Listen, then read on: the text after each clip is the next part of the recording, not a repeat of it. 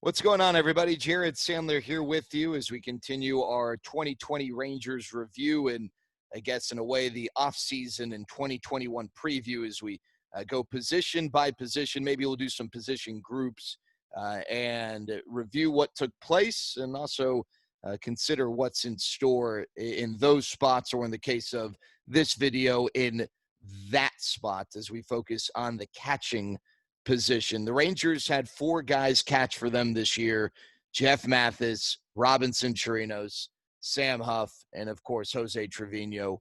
Mathis and Trevino each caught 24 games. Sam Huff ended up catching 10, with Robbie catching 14. Robbie, as you probably know, was traded to the Mets. It just wasn't the same year from Robbie offensively that he's produced the last few years, unfortunately. The Rangers brought him in to provide some leadership in the clubhouse. He certainly did that. I imagine, not being there and obviously being such an odd year, it was a way different dynamic. But, Robbie had really established himself as one of the better offensive catchers over the last few years. And whether it was the two ankle injuries that he dealt with or just the challenges of this season, it just never really materialized.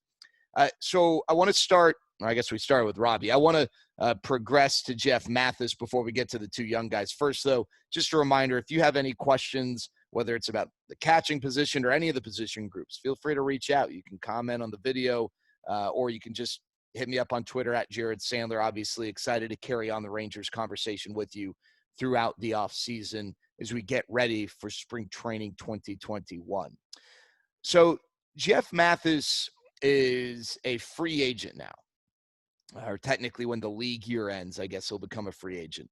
And I think his future is an interesting one, and I'm not ruling out a potential reunion or extension of the relationship between Jeff Mathis and the Rangers. I'll break that down here in a second. First, though, as far as Jeff's year, I think in some ways he was better offensively. I mean, he hit 3 home runs this year, including a homer in his, possibly his last big league game. In addition to that, just in general, it seemed like the at-bats were more competitive. But then you look at the numbers, he hit 161. You don't have Jeff Mathis on your roster for offense. You don't have him on your roster for hitting. I think Jeff had a role that was probably more appropriate for, what he brings today, this time in his career. I do want to point out, though, these things are always so tough to latch onto because they're not quantitative. But I do think that Jeff Mathis's impact was an important one over the last couple of years for the pitchers. I think, Mike Minor benefited greatly from Jeff last year. Obviously, this year was a little tougher. Lance Lynn, for sure. Those two had a tremendous relationship, and Lance definitely credits Jeff with some of his success. But I also think guys like Jose Trevino and Sam Huff benefited. And it's not just their time with the big league club, because remember, in spring training, catchers spend a ton of time together, and they've both talked about how Jeff Mathis has helped them tremendously. So I do think there's some value in that. As far as Jeff's future, I think there's a chance he's played his last big league game. Although I wonder if there's a team in which it would make sense for Jeff to be a part of next year in a role that would make sense. It could be the Rangers, and here's why. And we're going to get into Jose Trevino and Sam Huff here in a second. But I don't know what the roster rules for sure are going to be next year with COVID. Are we going to have a 30 to 28 setup like this year? Is it just going to be the standard, or what was supposed to be the standard this year of a 26-man roster, and then it grows, in September? Or what the wrinkles are going to be? And that could very much impact this conversation. If the Rangers choose to carry Jose Trevino and not Sam Huff to start the year, well, then I imagine they'd want someone just to fill, because Sam Huff will be up eventually. So maybe that's a guy like Tim Fedorovich, or someone like Nick Schufo, who's in the organization. Maybe it's Jeff Mathis, although I don't know, they would be honest with Jeff and say, listen, when Sam's ready, you're out. Unless, here's the thing. My guess is that if Sam Huff, or when Sam Huff is a big leaguer next year, the Rangers are going to want to maximize his at-bats. And that means that he's going to obviously hit when he catches, but I don't think he's going to be the main catcher. I think at best for Sam, it's a even split with Jose Trevino. And I think there's a chance that maybe Jose catches 60% of the games and Sam 40%, or, some sort of combo in which Jose gets the majority. And I'll explain why in a second. But when Sam is not catching, I think they're going to want to get his bat in the lineup. And maybe that's DHing.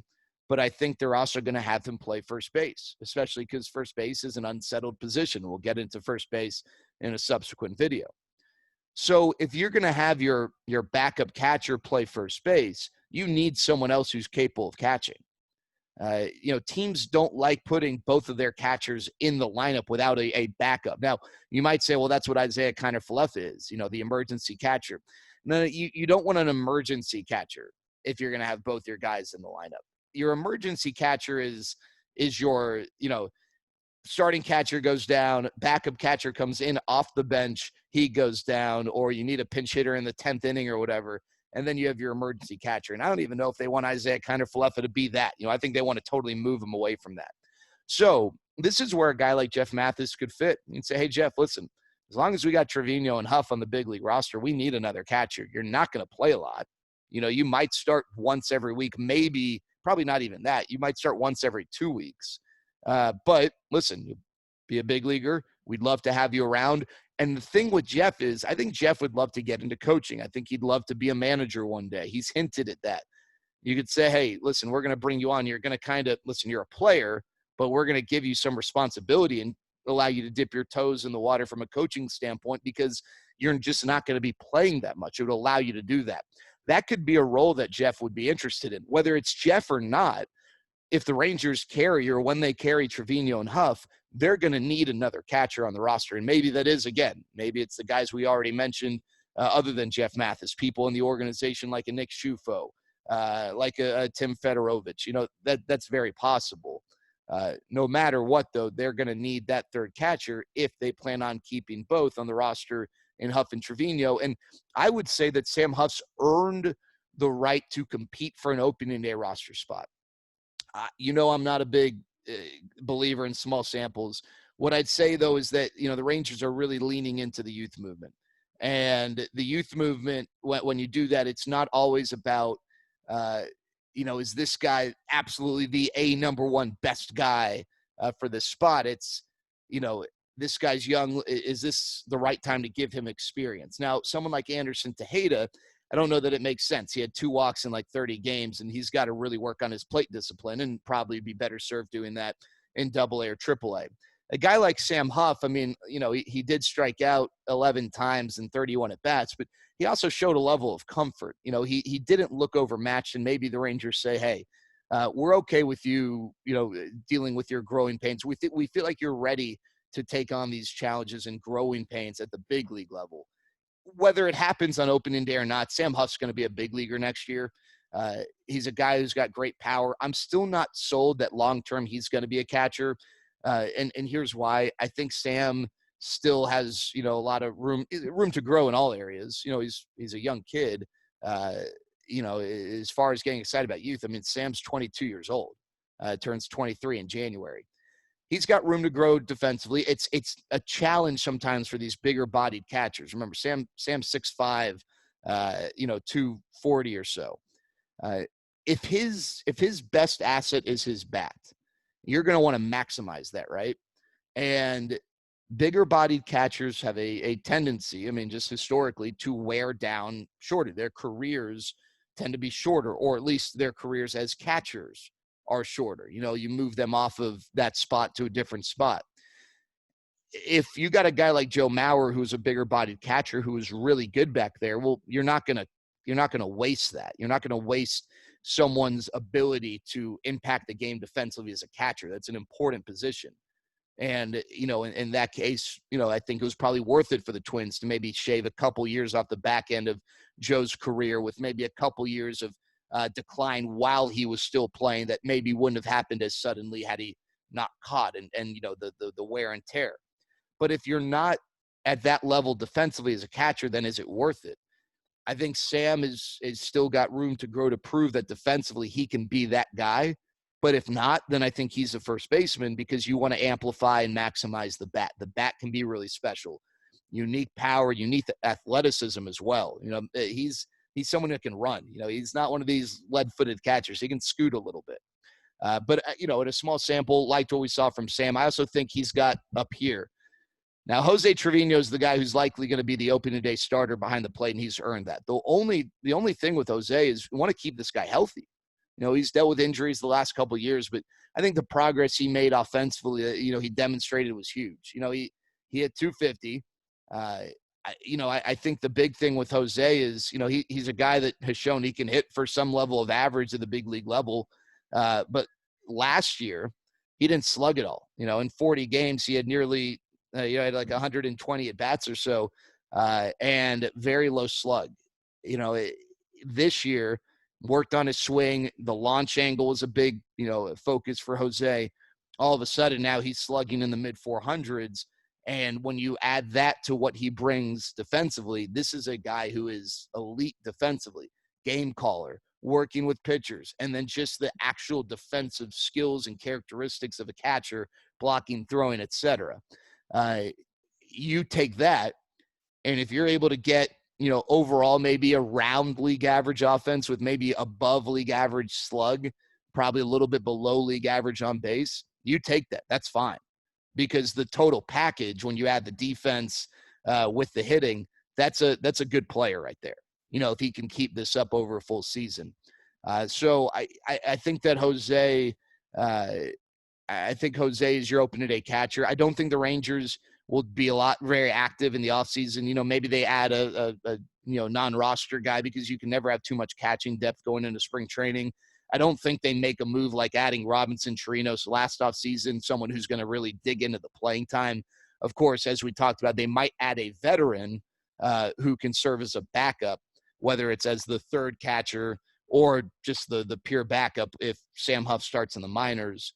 The one thing I'd say, too, with Jose, one of the questions towards the end of the year is, would the Rangers want another veteran to serve as a mentor for their young catchers? I mean, Jose's young in that he's only played 67 big league games, but Jose turns 28 this offseason.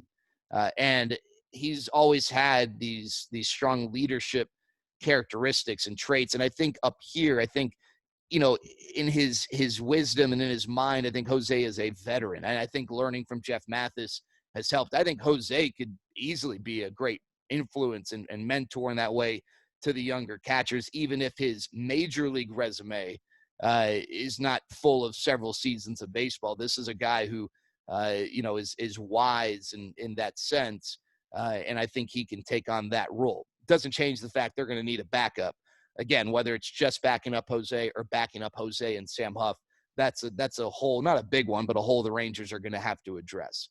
I think ultimately, if both guys stay healthy at the end of the year, the guys who are going to have caught the most games for the Rangers will be Jose Trevino and Sam Huff. And I think next year for Sam will be a big year to show the Rangers whether or not he's a catcher. Doesn't have to be a finished product by the end of the year, but I think they'd love to see the arrow from a catching standpoint pointing in the right direction. If not, then they might just say, hey, we want to keep your body, as in best condition as possible. You're going to be our first baseman. Because as we'll address, as I mentioned earlier in subsequent video, and in a subsequent video, the Rangers' first base spot is not necessarily set in stone for the future. So Sam Huff could definitely be a part of that mix as well. Anyway, that's the catching lowdown, taking a look at last year and looking ahead to the offseason and beyond. We'll be doing this again for individual positions, maybe position groups as well. Would love to chat with you at Jared Sandler on Twitter. You can comment below. Would really appreciate if you would subscribe. Looking forward to talking more Rangers baseball with you. But until then, stay safe and be healthy.